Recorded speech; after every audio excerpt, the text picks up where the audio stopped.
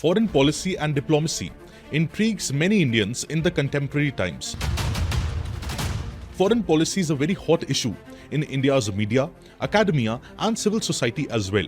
The frequency of opinions, the frequency of editorials, the frequency of videos made on diplomatic issues and foreign policy issues is tremendous, which shows that Indians are currently highly focused and highly interested in what foreign policy of India entails and how India's diplomacy works. Foreign policy rarely gets much attention in national elections, but bread and butter issues usually deciding the vote at ballot boxes. And all of these things are mainly due to two prominent factors. First is that the nation's economy is growing along with its international profile. And also, the leadership is very proactive in projecting its ambition to be a leading power on the world stage. So the leaders currently which we have, since they are very much interested in international relations and in global diplomatics, so people of our country also are moving towards diplomatic discussions and discussions around India's foreign policy and India's relationship with the global world. Now, as always, India's foreign policy is a mix of change and continuity, with the consonance of changing dynamics of the global world and what is there in the country itself. And as it is rightly pointed out, that the global geopolitics or the foreign policy or the diplomacy of a country is as strong as the country's domestic policy. If a country is not strong domestically, the country won't be able to be strong in a foreign policy sphere, in diplomatic sphere. So for internationally a country to become dominant, to become important, to become prominent, the country first need to address its domestic issues. That is a quintessential thing which India also cannot avoid. So hence, looking ahead, it poses a very serious question to us that what does the immediate future, that is the year 2025, hold for India's foreign policy and diplomacy? This is the question we'll be trying to answer in this particular session today. Hello, my name is Preetpal Singh and all of you are watching Perspective.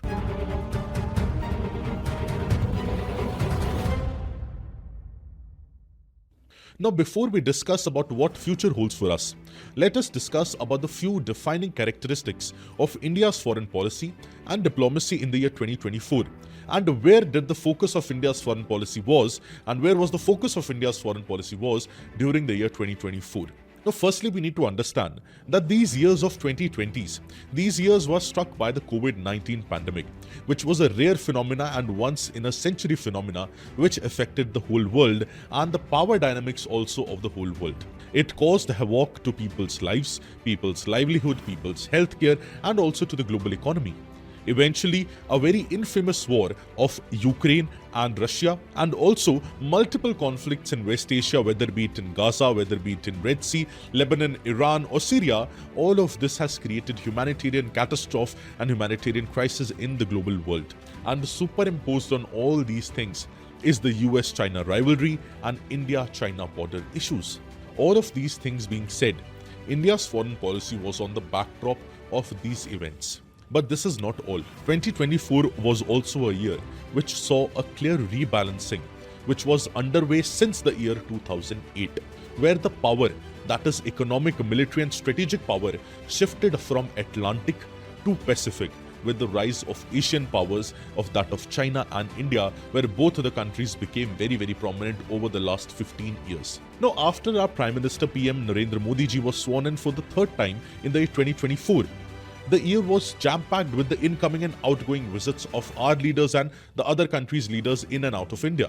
Now, above all, 2024 was a year of global insecurity and shocks in the neighborhood also and in the global world as well. Now, in all of these things, one of the most difficult negotiation which was completed was in relation to India-China border issues, that is in the line of actual control with China, while restoring ties and rebuilding trust between the nations, which was shattered by the Galwan Valley clash and different other skirmishes along the border sides. The first formal meeting of Prime Minister Modi ji and Xi Jinping of China in 5 years was in Kazan on the sidelines of the BRICS summit held in Russia.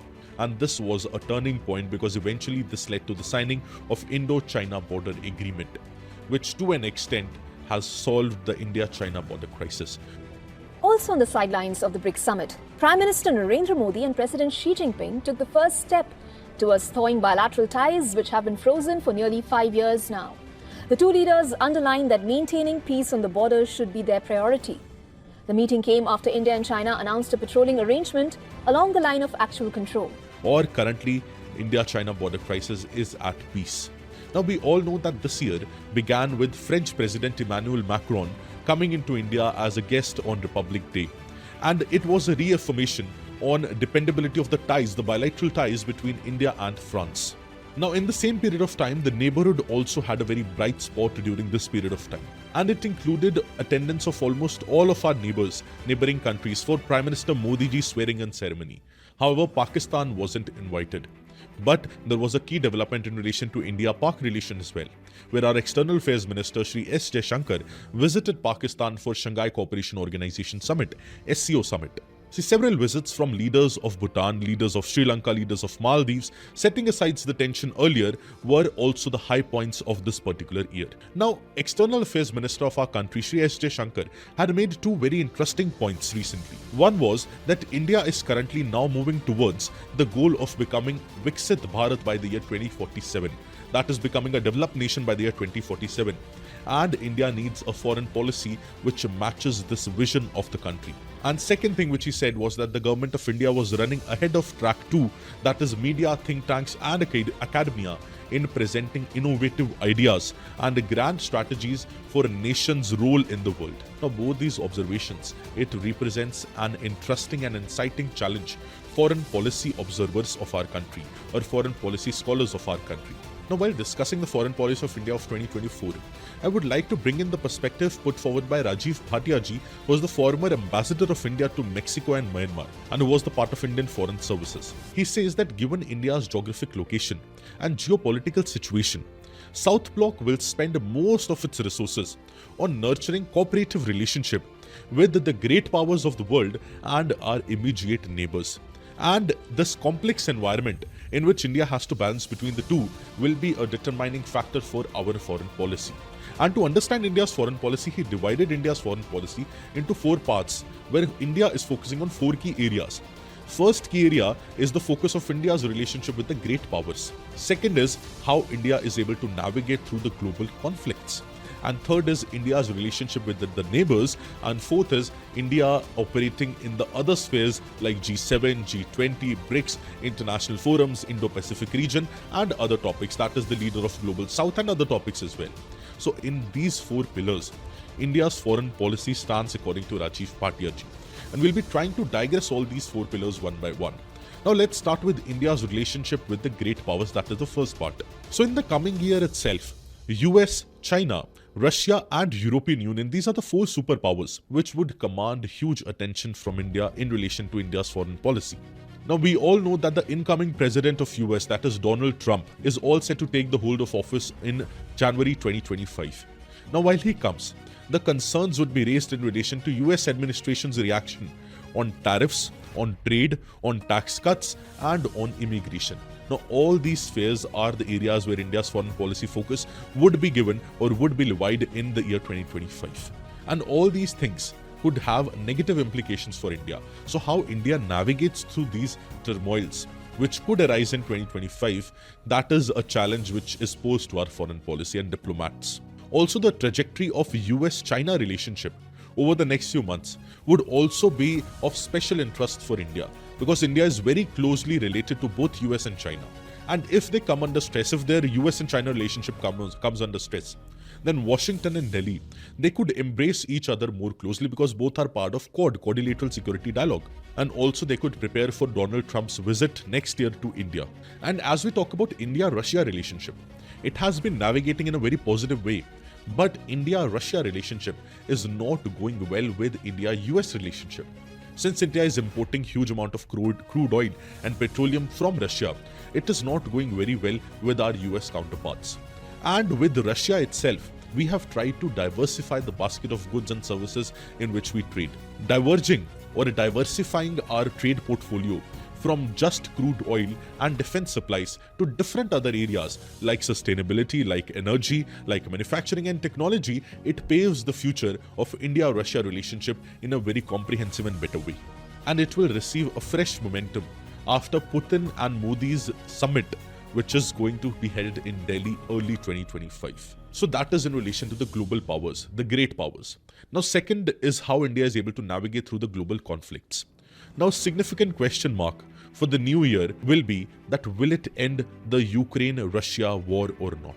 Now, in all of this, President Donald Trump's credibility will be definitely tested, where his claims of ending the Russia-Ukraine war would be put on the test. Donald Trump's transition team, it definitely has a lot of plans, but a lot of these things would depend on his equation, which will be developed between Trump and Putin, and what will be that new equation. And optimists, they think that duo would definitely be able to devise a very viable formula.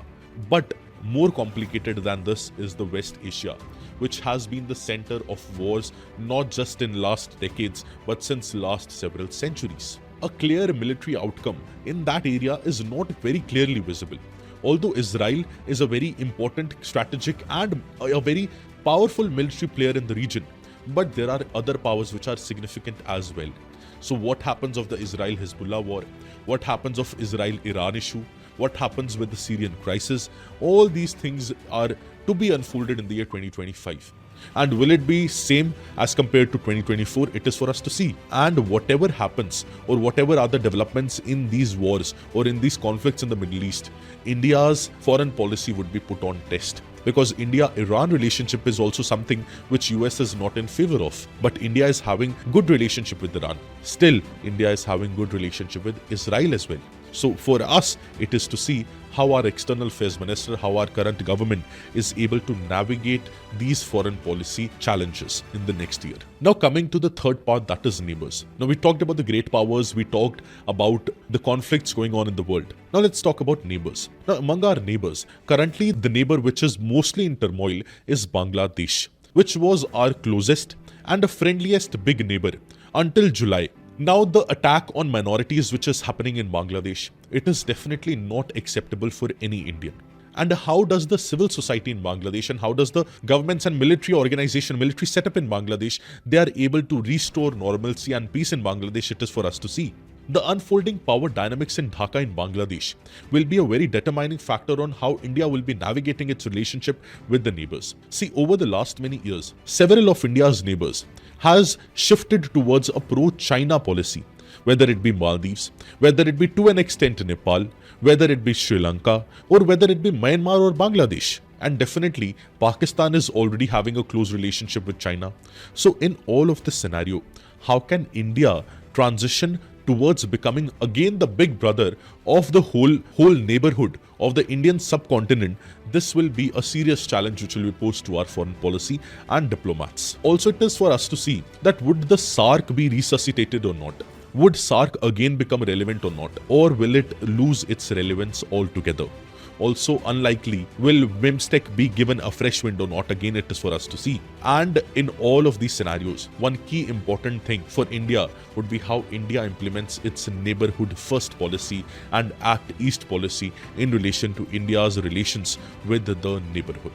See, as Atal Bihari Vajpayee ji very famously remarked, that we can change our friends but we can't change our neighbors.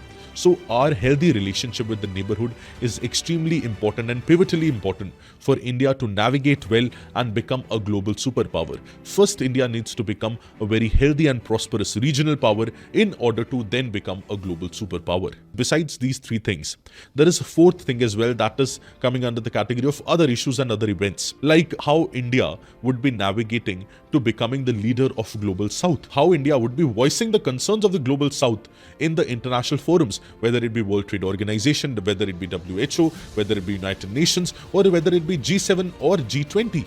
Also, a fresh attempt to convene India-Africa Forum Summit would again be very important. How India would be navigating Indo-Pacific strategy and how India would be creating Indo-Pacific into a region which is more equitable, which is open, free and transparent. And also the focus of India on plurilateral organizations like BRICS, like G7, like Shanghai Cooperation Organization. All these things will be taking a space in the foreign policy of India in the year 2025. The countries which might receive special attention from India are likely to be Indonesia, Malaysia, Australia, France, Italy, Argentina, Mexico, UAE, Saudi Arabia, Uzbekistan, Iran, and other great powers to an extent. Now, India's record of foreign policy management amongst these things in the past 25 years has been considerably remarkably good.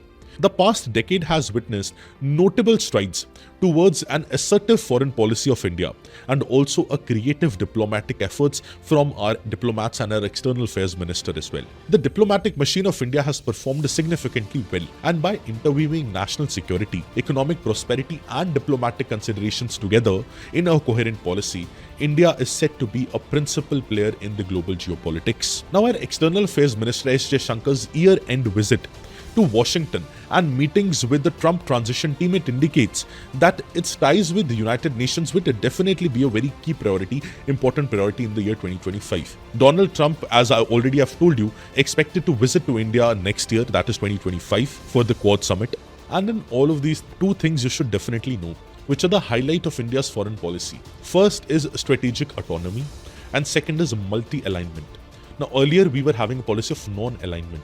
That is, we will not align with any of the countries, any of the power blocks. But currently, it is the era of multi-alignment policy. That is, we will align to the country or we will align to the bloc, which is better for the national interests of India as a whole. And also, we will work on the concept of strategic autonomy.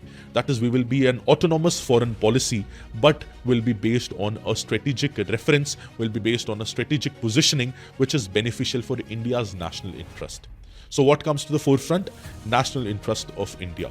And based on that, the foreign policy of India will be developed. Now, in a recent summit, S. Jaishankar, who's the External Affairs Minister of India, he remarked that many people believe that foreign policy of a country is more comparable to chess, but it is not like chess at all. He says that it is far more like cricket. And it is cricket because, first, there are so many players in the foreign policy, in the diplomatic arena. Second is that the playing conditions, they keep on varying, they keep on changing. And he also says that playing at home and playing abroad, both are very different, as is the case in cricket. And sometimes you are at the umpire's whims, and sometimes it is your merit which counts. And as there is in cricket, there are many formats in foreign policy, in diplomacy. And at the end of the day, it is also a lot about psychology. It is a lot about mental fitness and the capacity of the mind, where we are trying to outthink the other team and trying to get into their heads. So winning by mind is very important in cricket also and in diplomacy as well. And that every time we go out there to do our business, it is actually the competitive spirit that you will tell to yourself that I have to win this. All these things were said by S. Jaishankar, who's the External Affairs Minister of India. And alongside these things, S. Jaishankar also remarked that today India is India that the world wants to play with. And as India is frankly good for global businesses, and India which sets the standards and which tests the people's mettle. Now, as in cricket in today's times, where all the countries, all the teams, they want to play with India. They want to get at least one match with India. All the players, international players, they want to play in IPL. Similarly, in diplomacy, all the countries in the world wants to engage heavily and deeply with India. Because India has the resource, India has the metal, and India has the promise to offer them a better opportunity. Now, to summarize all these things, India's foreign policy in 2025 will be based on a pragmatic and a multi-dimensional approach. It will seek to balance out the rising global influence with the complexities of regional and global geopolitics at the same point of time. By strengthening the existing partnerships, building new alliances for our country, and promoting a rules-based international order, India is likely to assert itself as a key player in the global geopolitics. However, India needs to navigate its relationship very closely with that of China, Pakistan, and other regional powers. Very, very carefully in order to ensure its strategic, economic, and security concerns as well. Now, India's foreign policy would definitely be a very careful blend of strategic autonomy, cooperation, and competition as well. It will make a new era for India in the global stage, where India will definitely try to be a Vishwaguru, but more importantly, India will try to move towards a Viksit Bharat, that is developed India, by the year 2047. And for that, efforts from the entire population of the country, 1.4 billion people, is required. not just the ministers and not just the diplomats, but the entire population of the country are the diplomats or are the representatives of the country at the global stage. I hope you gained a new perspective from this session.